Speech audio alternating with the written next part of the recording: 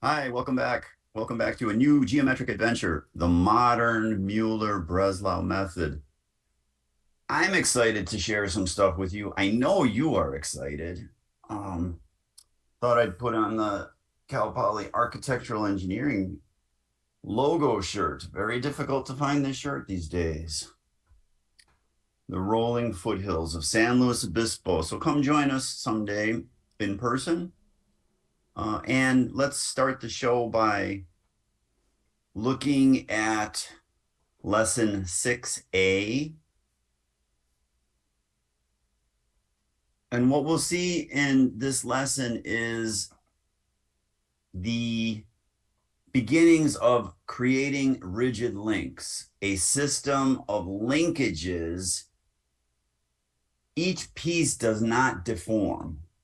And the only violation of boundary conditions is on the unknown that you are perturbing through delta. It's that simple and it's that complicated simultaneously. That's it.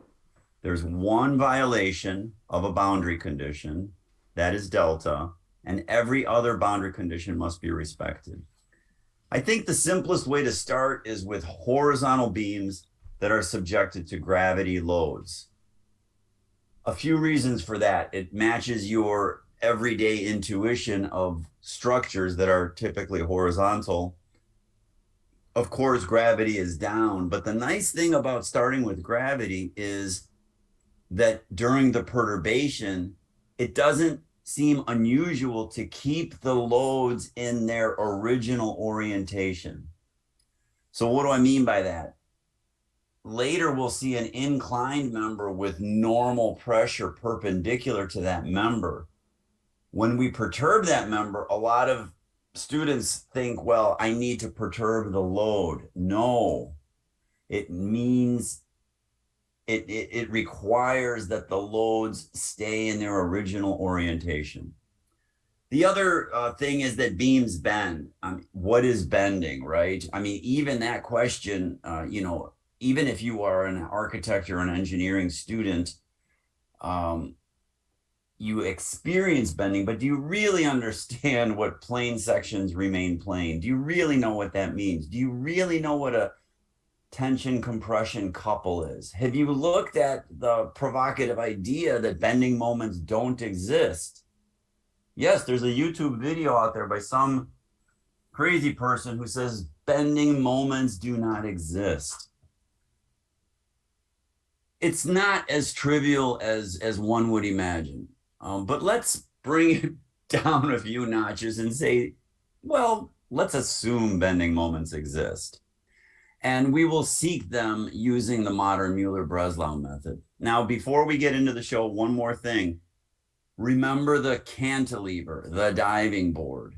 Remember how we looked at this maybe provocative idea of questioning whether the external moment holding the diving board in rotational restraint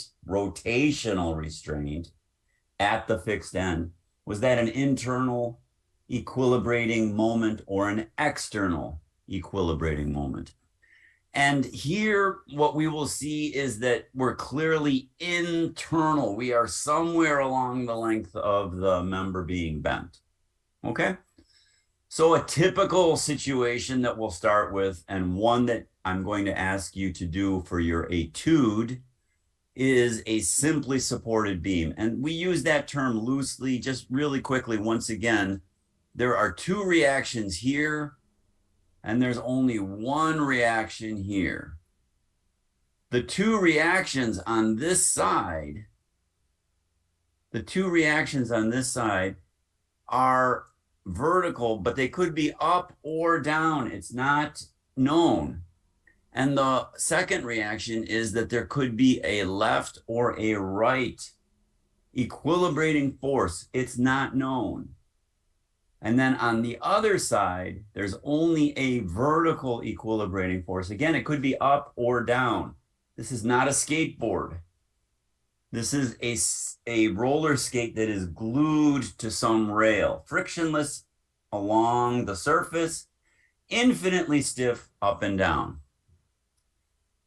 Really quickly, once again, what about the horizontal reaction on the left? Does it exist? The answer is yes, it exists. What is its magnitude? Its magnitude is 0. And that may seem like a paradox. Well, if it's 0, it doesn't exist. And we talked about that before. It totally exists. Its value is 0.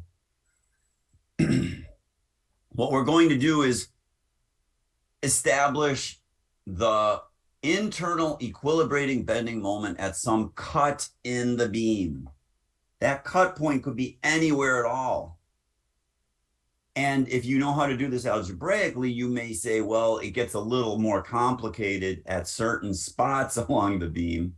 In the modern Muller Breslau method, it doesn't matter at all where you put the cut. It's the exact same amount of effort, whether it's near the left support, in between the loads, or near the right support. It doesn't matter at all.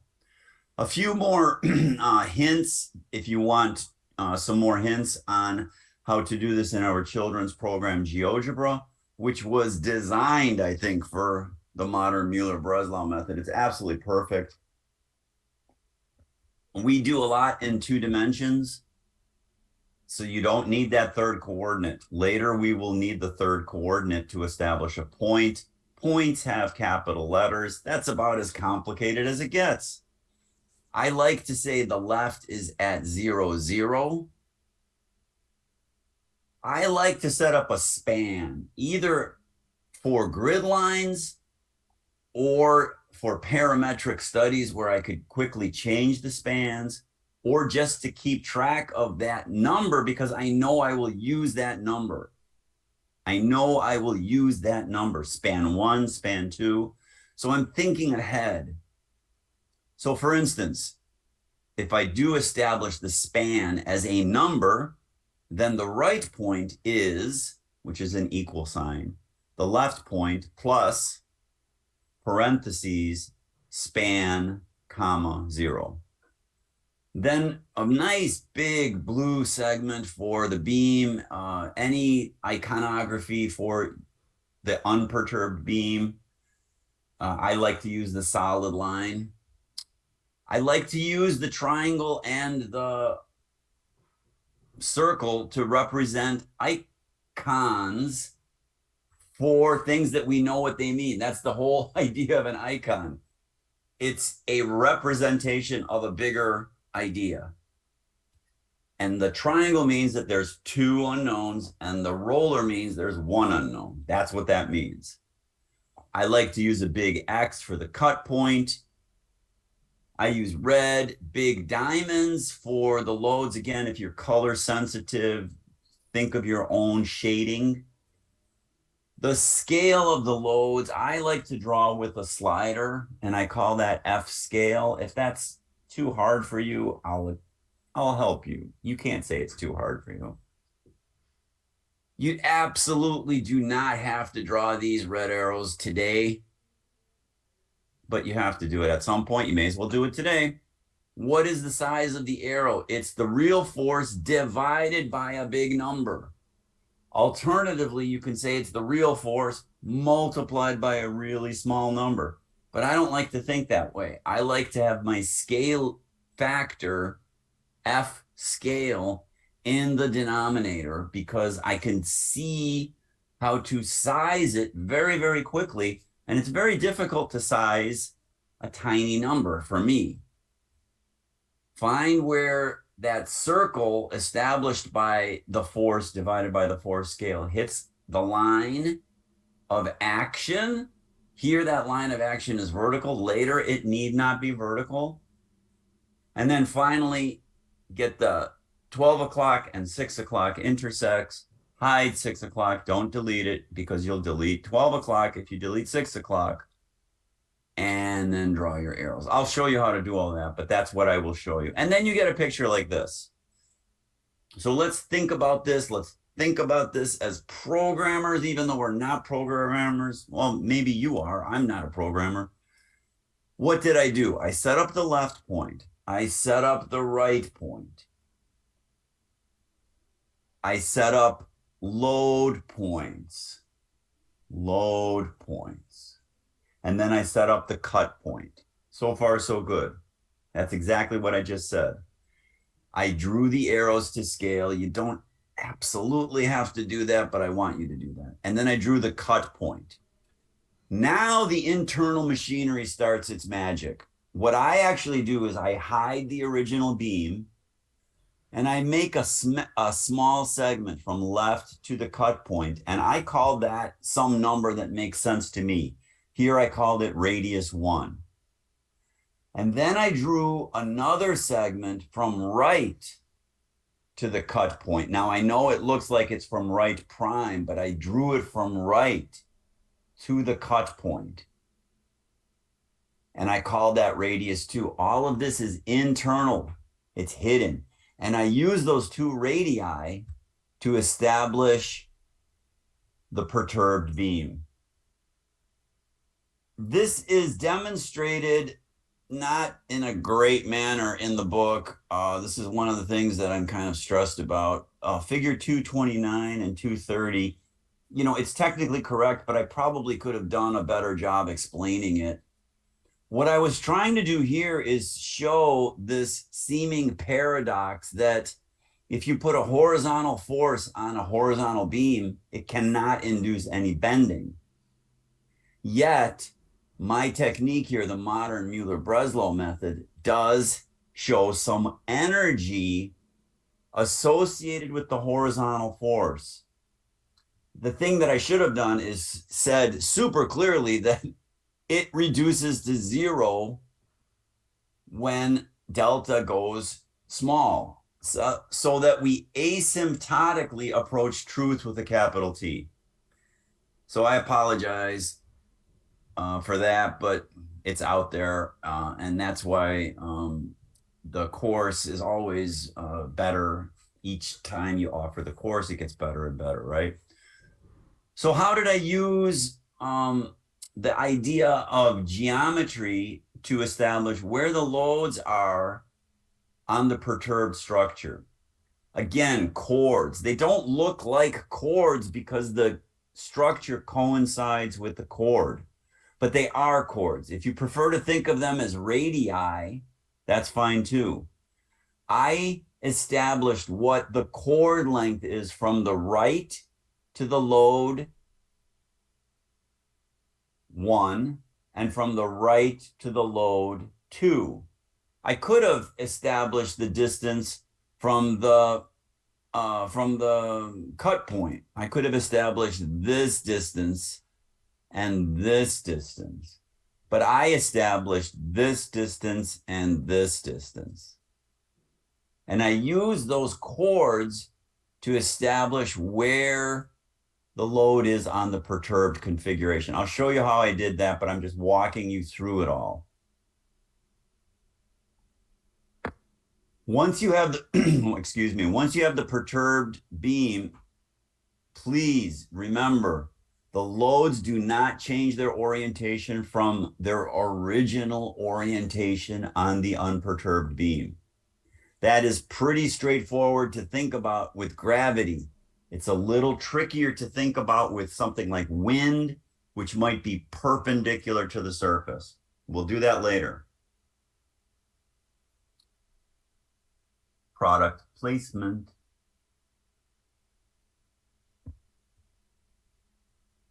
The perturbed beam establishes the lofts. The perturbed beam establishes the lofts.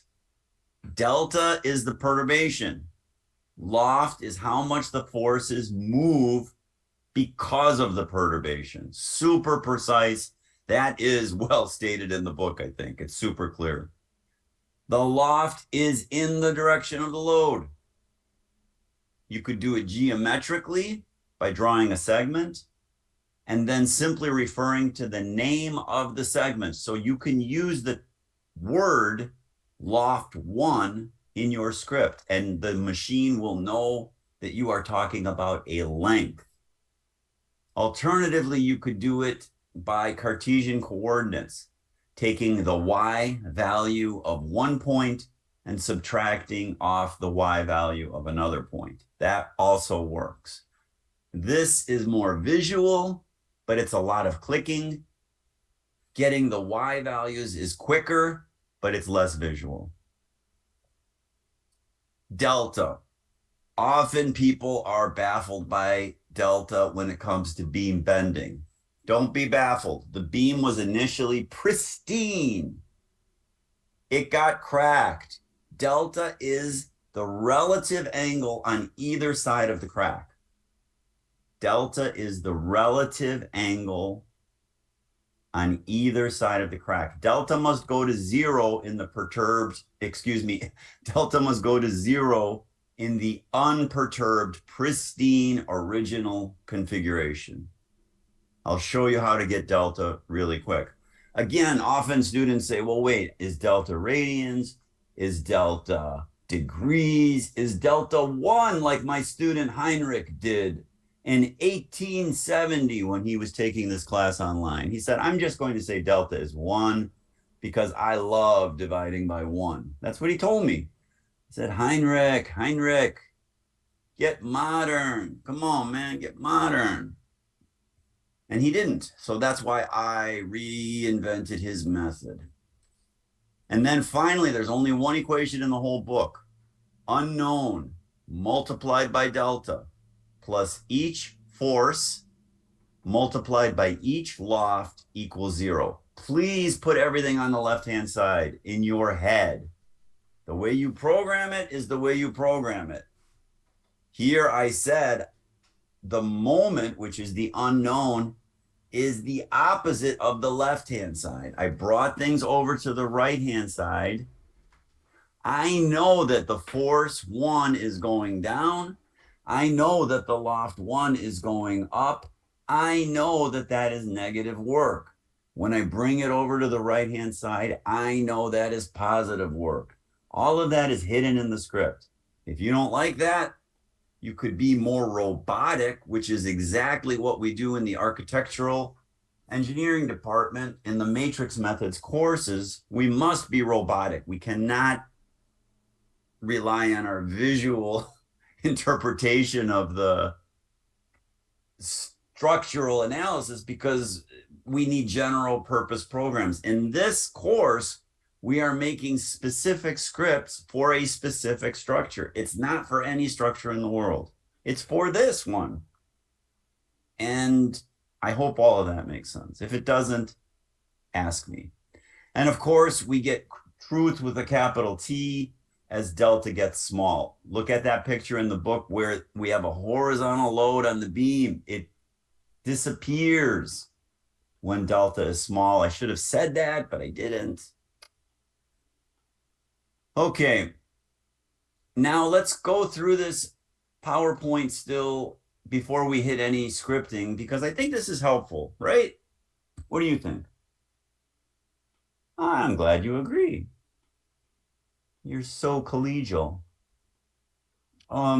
This is the kind of etude that makes some students nervous. Uh-oh, this is not exactly what I saw in previous lessons. So here we have a distributed load, which I did not draw the hash marks. You could if you want. I just drew it as a rectangle. I know it's gravity. I know it's going down. If you want to draw the hash marks, I'll show you how to do that. Now, what is the internal equilibrating moment in the beam somewhere along this beam? It could be anywhere. Anywhere. Now, algebraically, suddenly I hope your head is saying, this is a little more complicated algebraically. It's not any more complicated than any other etude using the modern Muller Breslau method. Even if the load stops before the end of the beam. How could that happen? Maybe it's vehicular traffic on a bridge and somebody had a flat tire and they stopped traffic momentarily, right? So there's no vehicles on one side of the bridge and there's a lot of vehicles on the other side of the bridge. When we get to our bridge studies, you will see that that is the worst possible loading for a 3-hinged arch, which is a great, great part of the course. So hang on to your hats there. One more little nitpicky thing, because I know there's nitpicky people out there. I know you. I see you. You're saying, wait, is the left point on the beam or is it below the beam? I know the cut point is on the beam, but what about the other points? And the answer is Otto Moore and Heinrich Muller Breslau always worked on the center lines of the beam. All of our theory works on the center line of the beam. So it is on the beam. Yes, we support things beneath the beam. Yes, that requires a rigid link. Yes, that requires matrix methods. No, you don't have to understand anything I just said in the last 30 seconds about supports being under the beam. Okay? That was for the nitpicky people. If you're not nitpicky, fast forward me. You could hit the fast forward. Okay, what happens now? We have load on either side of the kink. We have displayed clearly a kink in the structure. That's the definition of a hinge. You absolutely must take all of the load on one side of the kink, find its equivalent concentrated force properly located.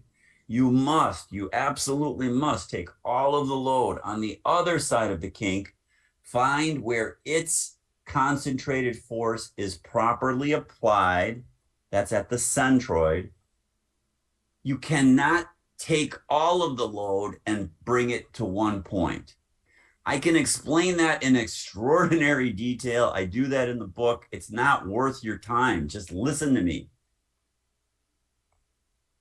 No, let me take that back. If you want to argue with me about this, I welcome it, but we have to do this and you're paying, okay? We're not going to do this right now. We'll go to the coffee shop, Scout Coffee, the finest coffee in San Luis Obispo, and you're treating, and then I'll explain it. Chords are your friends. I have a lot of lessons that say chords are your friends. I think this is a nice trick. You don't have to do this, but I like it. What I did was I used circle with center through point. I know that doesn't sound logical, but this is a command in GeoGebra. Circle with center through point. But I did that after deciding what are my key points. So for instance, the load point 1, I can key that off of the unmoving left support. The load point 2, I can key that off of the cut. I can key that off of the cut. In other words, I can get this distance if I wanted it, or I can get this distance. I was being a little nervous for a second. It's from here. That is that's the chord from the original key point, either way, from the cut or from the right.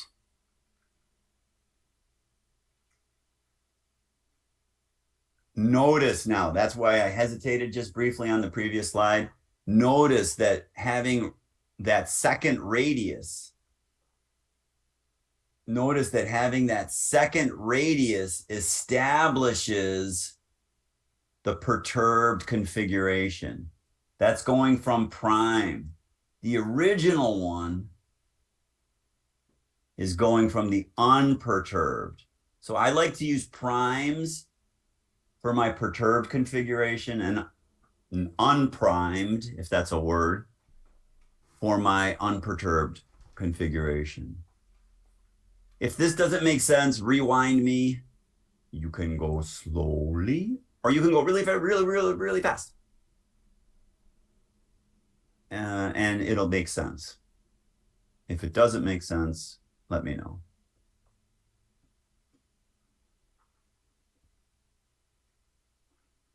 Once you have the perturbed configuration, you're almost done. This is your etude. This is what you're supposed to do.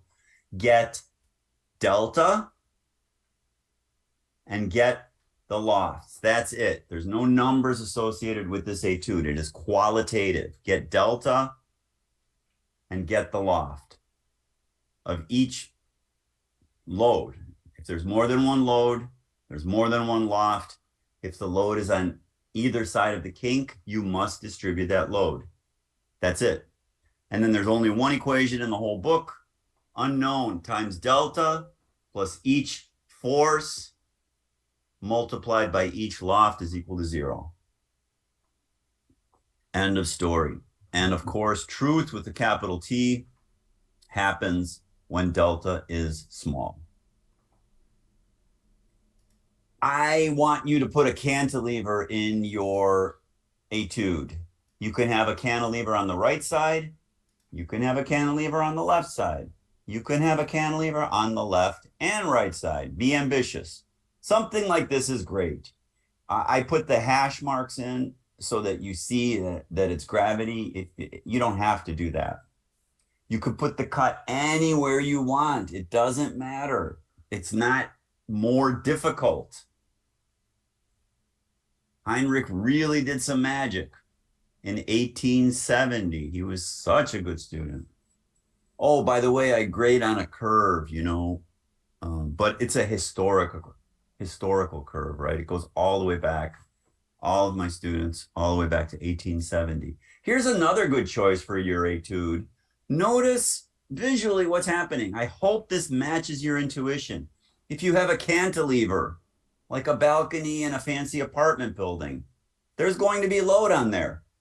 Hopefully not as much load as on the interior span. So notice the magnitude of the load is visually represented as being lighter on the cantilever than it is on the interior. That makes sense. Something like this would be a great choice for your etude. In summary, and then I'll show you how to do this in GeoGebra, but you could turn off the video if you already know how to do it.